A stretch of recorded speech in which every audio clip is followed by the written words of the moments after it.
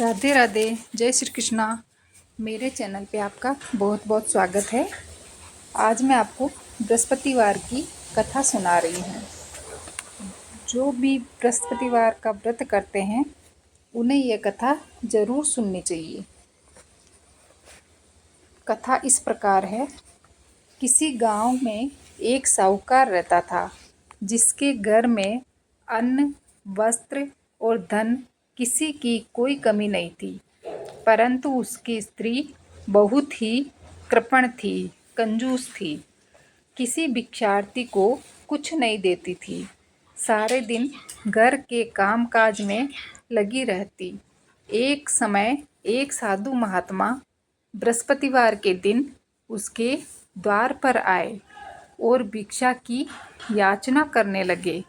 स्त्री उस समय घर का आंगन लीप रही थी। इस कारण साधु महाराज से कहने लगी कि महाराज, इस समय तो मैं घर लीप रही हूँ, आपको कुछ नहीं दे सकती। फिर किसी अवकाश के समय आना।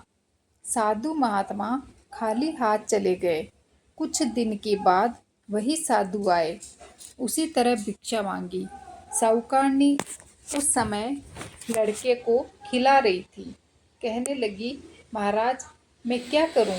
अवकाश नहीं है, इसलिए आपको भिक्षा नहीं दे सकती।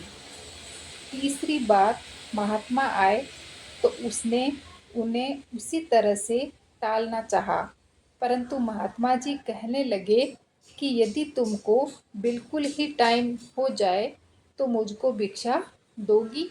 साहूकारनी कहने लगी कि हाँ महाराज, यदि ऐसा हो जाए तो आपकी बड़ी कृपा होगी। साधु महात्मा जी कहने लगे कि अच्छा, मैं एक उपाय बताता हूँ।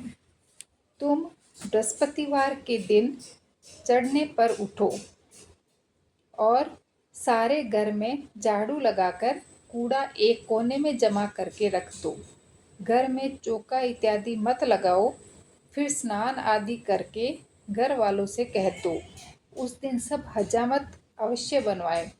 रसोई बनाकर चूल्हे के पीछे रखा करो, सामने कभी न रखो।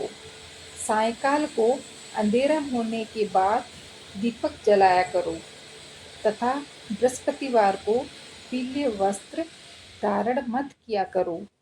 न पीले रंग की चीज़ों का भोजन करो। यदि ऐसा करोगी तो तुमको घर का कोई काम नहीं करना पड़ेगा। साहूकारनी ने ऐसा ही किया। बृहस्पतिवार को दिन चढ़े उठी, झाड़ू लगाकर कूड़े को घर में जमा कर दिया। पुरुषों ने हजामत बनवाई, भोजन बनवाकर चूल्हे के पीछे रखा। वह सब बृहस्पतिवारों को ऐसा ही करती रही। अब कुछ समय बाद उसके घर में खाने को दाना भी नहीं रहा। थोड़े दिनों में महात्मा फिर आए और भिक्षा मांगी, परंतु सेठानी ने कहा, महाराज, मेरे घर में खाने को अन्न नहीं है, आपको क्या दे सकती हूँ? तब महात्मा ने कहा कि जब तुम्हारे घर में सब कुछ था तब भी तुम कुछ नहीं देती थी। अब पूरा पूरा अवकाश है तब भी कुछ नहीं दे रही हो। तुम क्या चाहती हो वह कहो। तब सेठानी ने हाथ जोड़कर प्रार्थना की कि महाराज, अब कोई ऐसा उपाय बताओ कि मेरे पहले जैसे धन धान्य हो जाए। तब महात्मा जी को दया आई और बोले, बृहस्पतिवार को प्रातःकाल जल्दी उठकर स्नानादि से निवृत्त होकर घर को गाय के गोबर से लीपो तथा घर के पुरुष हजामत न बनवाए। भूखों को अन्न जल देती रहा करो। ठीक सायंकाल दीपक जलाओ। यदि ऐसा करोगी तो तुम्हारी सब मनोकामनाएं भगवान बृहस्पति जी की कृपा से पूर्ण होगी।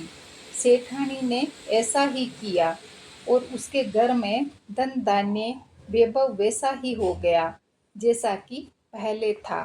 बोलो बृहस्पति भगवान की जय।